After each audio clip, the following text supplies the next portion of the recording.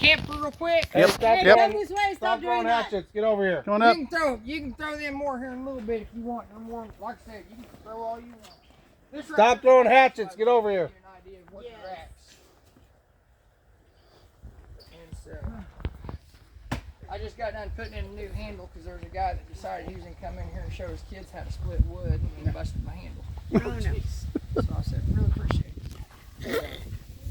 So I didn't have nothing to cut wood for a while, and so I had to run up to the shop and grab a chainsaw because that's my only way of cutting wood and fending for myself down here is that axe. And that's my only way of having a fire. But anyway, so Frank Phillips, he was born in 1873. He passed away in 1950. Whenever you guys go up top to the museum, you're going to see that he had a great love of the West, okay?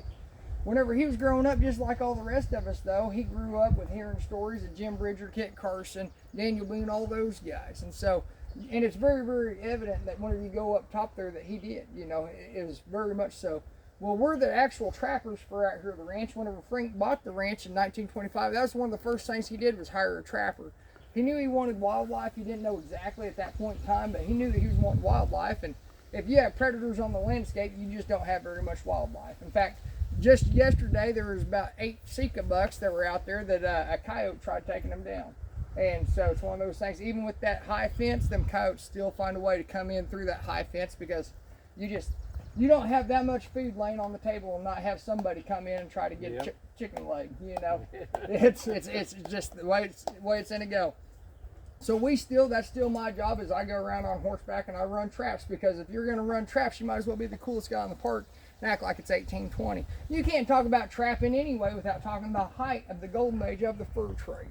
And so that's what we're doing down here is from 1820 to 1840. We still live like that. We stay in here. I stayed in the teepee last night because it started raining, so I threw all my gear inside my tent real quick, buttoned it up, jumped in the teepee. It stays just a little bit drier. And so, plus with all my gear inside there, it's a tight fit with my saddle, and I'm working on making a new camp and an extra bedroll and stuff like that. And so with all that gear in there with me, it's just kind of tight. And so I stay in the teepee quite a bit whenever it comes in weather. Anyway, most of them at that point in time, though, they'd have been coming out in trapping parties. And they'd have stayed a tent like that down there. That's a wall tent. They'd have been coming out anywhere from 50 to 100 guys. And they'd have stayed 2 to a tent. We don't really stay in those. They're hot in the summertime. They're cold in the wintertime. They're a booger to break down because whenever you put them onto a mule or a horse, those 2 upright poles and that ridge pole, they don't break down. That's the length that they are. So whenever that horse or mule goes to go through them switchbacks in the mountains, that's how you get bound up. You eat really good for a week and a half, but now you got to pack all that gear out. And so I like how the adults all like that, but none of the kids, they catch up on it, but I'm not going to change it. Anyway, so we stay in what we call horse camps, and that's right over here. All that gear right there will break down onto one horse, no problem at all. That's even with them cast irons. I got a pine box in their side that I keep all my, right there in front of my buffalo robe, that I keep all my cast irons in. And so I'd load that one side up on cast irons, and then I'd have all my bed rolls, everything like that, canvas blankets on the other side to even it out. And that way, whenever I get an elk or get bear, mountain lion, whatever I might be going, or maybe it's just a bunch of small critters. That way it evens out my pack. But now a lot of them did take up with Native American wives, and that's where you see the teepee come into play. Keep in mind, this is on the western plains, and so they'd be your nomadic tribes. The Native Americans around here wouldn't necessarily utilize teepees. They'd have done more hunting lodges. Real easy to imagine, just think of a log cabin or a sod house, depending on the tribe. Anyway, a lot of them, though, would take up with Native American wives. Most of the women of those tribes, they would own the teepees. That's because they were the ones tanning out the hides. All the teepees were made out of bison hides up until 1830. Keep in mind, though, that as soon as after 1830, there was enough western expansion that as soon as they could get their hands on canvas, they did. And canvas predates Roman era times. It's just getting your hands on it. And they switched over real quick to it, though, because I don't know a woman out there that if she don't have a chance to upgrade her house, she don't do it.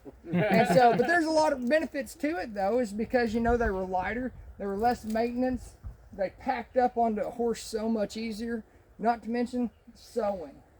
You can sew about 8 to 10 layers of canvas to 2 layers of bison hide. And so it's a lot easier to sew. This is an 18-foot teepee. They ranged anywhere from 10 foot up to 24 foot, depending on who was sewing them up. And how big the family was. You guys are more than welcome to go in camps, everything like that. Just keep in mind this is my camp, so everything up here in these camps will be sharp. And so if you see needles, tomahawks, knives, 100% don't play with them. You get a souvenir you don't really want.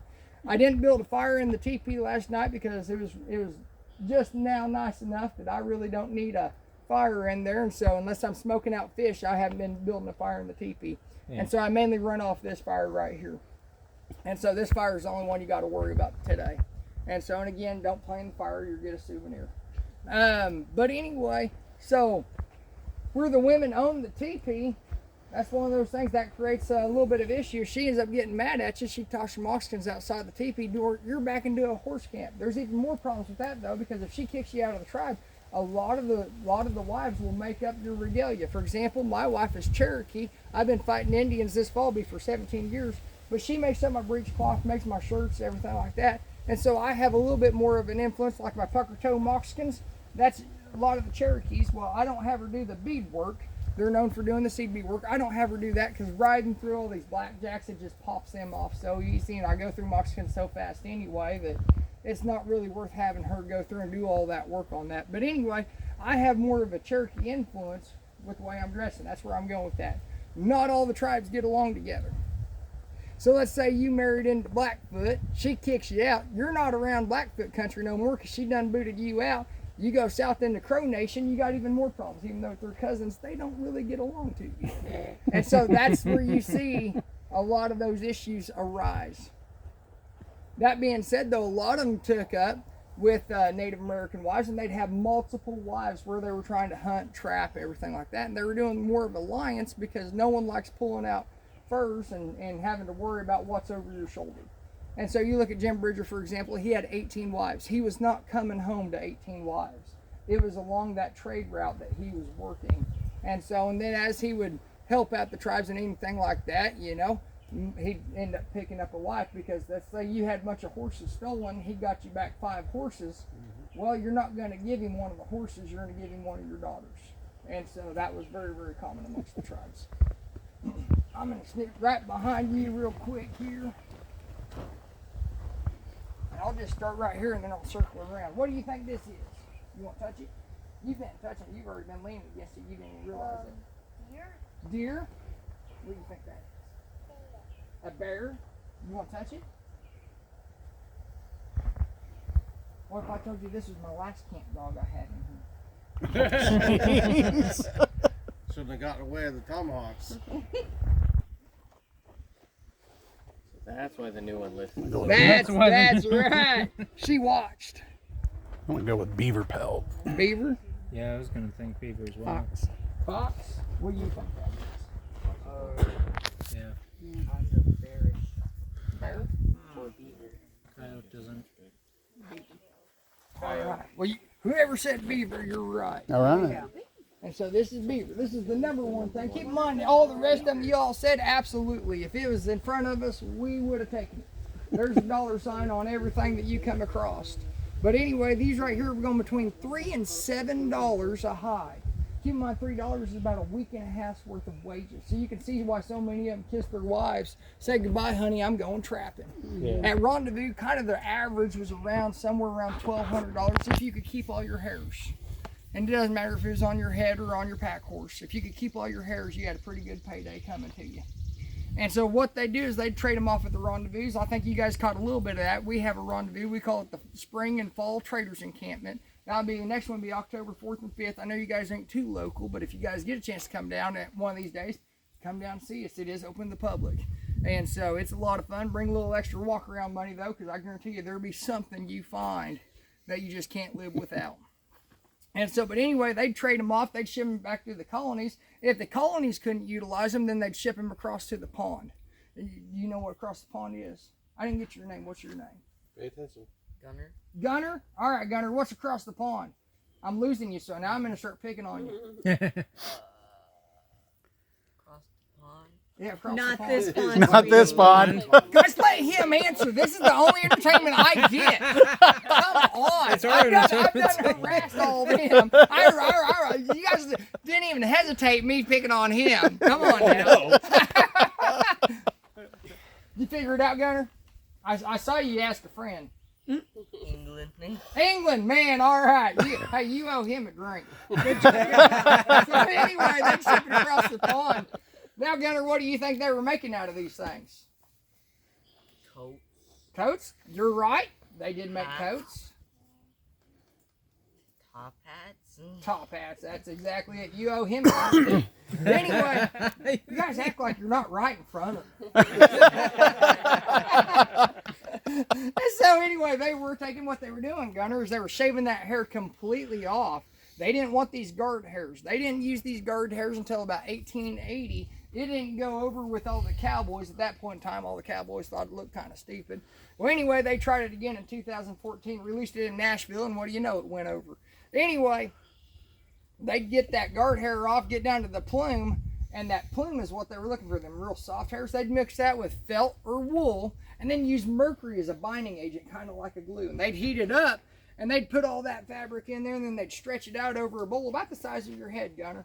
And then they'd stretch it out, and they'd cut it. And so they were making top hats, exactly right. And so with that, though, there's a problem. Gunner, what's wrong with mercury? It's kind of toxic. It is very toxic. Just a little bit. It is very toxic. And so it is, you don't want to mess with it at all. And so, in fact, they used mercury from 1700s all the way up to 2018. They finally kind of shut it down. Make sure you kids brush your teeth. 2018? 2018. Wow. So who's got silver caps in their teeth? Man, I wouldn't raise my hand either. Keep pretty calm-headed, because if you get hot and angry, it'll heat up that head and melt that mercury that's in that silver and mercury binding is what the dentist used. I say they kind of got it shut down because I'm sure there's a dentist somewhere Can we still just pull my using teeth? silver and mercury. You don't have silver. Put caps on for your teeth. So make sure you brush your teeth, Gunner. I'm watching you. Extremely. So anyway, have you ever seen, I'm sure you have, and I could add, what was your name again, sweetheart? Lena? Linux. Lennox, have you ever seen that Allison in Wonderland? You have? You know that guy pouring the tea with the big top hat with the playing cards in his head? You remember him? At the having the tea parties? And he was pouring the tea? Did you know he was called a hatter? Yeah, he was known as the Mad Hatter. And that's what happened, is that all them hatters messed with all that mercury is making them go crazy. And so that was a very, very common mess with all the mercury, breathing in the fumes, handling the mercury, and making them go crazy, and then they die. And so that's where that came from, is coined from, is from that time frame whenever they were making all those hats. Well, like I said, they didn't know that. They finally shut it down around 2018. Around 1840, though, they started putting in women's makeup. And granted, we have a nice, cool day today. But women putting on their makeup back in the old days, and it'd warm up, and you ladies glowing as you do on warm days, it would open those pores up and allow that mercury to leach through. And since makeup is up around your face, it'd let it come in closer to your brain faster and make the women go crazier faster, and a lot more guys stayed in horse camps. But if you really think about it, though, there was a lot of insane asylums at that point in time. You could drop your wife off any day of the week and no one said nothing. Them were the days, weren't they, Gunner? Yeah, some of those days back. Oh, man, alive. All right, so now we're getting into what Gunner wants to talk about, because you don't have a name like that and not like pew-pews. No? All right, I'll talk to somebody else. He likes it, so he can. All right, so right here we have essentially the same gun. These are both considered your Northwest trade guns. They ended up getting dubbed that just on account of they got traded so much. They're originally a Fowler, and it was a mass production gun that they did with the Dragon. The one on my left right here, this long one, is a pre-1826. This would be a post-1826. Really, the only way you can tell that is the Dragon. So whenever you guys are looking around at different museums, stuff like that, and you see one of these guns, that Dragon is what you're going to home in on. If the Dragon is flat, you know it's before 1826. If the Dragon is raised, you know it's after 1826. The Native Americans very, very coveted those dragons, those serpents. And so they loved them, Gunner. In fact, they make necklaces, earrings, all kinds of stuff. They use them on their saddles if they had saddles. You just name all kinds of stuff. But they wouldn't use it off their gun. No. They'd kill you and take it off yours. And so it's one of those things that's kind of how they acquired them. Now this right here, you have your short ranger version, and you have your actual Fowler version. Like I said, really the only difference is on these trade guns that you're looking at is that Dragon. Both of them have the large trigger group. This one right here, though, is stamped with that sitting fox, and that was another one that it was just a proof mark that they were doing through Europe. And someone that was inspecting them and gave them a proof mark. Well, that was very, very prized amongst the natives as well. So they really wanted that Dragon, and they wanted that sitting fox. These are both smoothbore. They're both flintlocks. And so flintlocks were king over a little over 200 years. I think it was a scotch longer than that, because if you gave me an option between a percussion cap and a flintlock, I'll still take the flintlock. For one, if I'm out there in the mountains and everything like that, I've got to get my hands on percussion caps.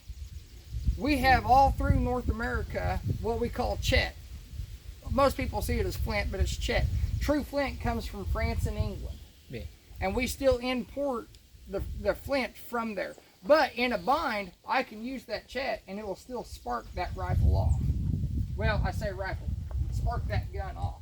And just to show you what we're talking about, Gunner, is this right here is your flint. I'll kind of stand like this right here. I hope everybody can see me. So this piece of flint is going to strike this prison. It will create a spark and it will have powder in here. That powder will light going through that touch hole.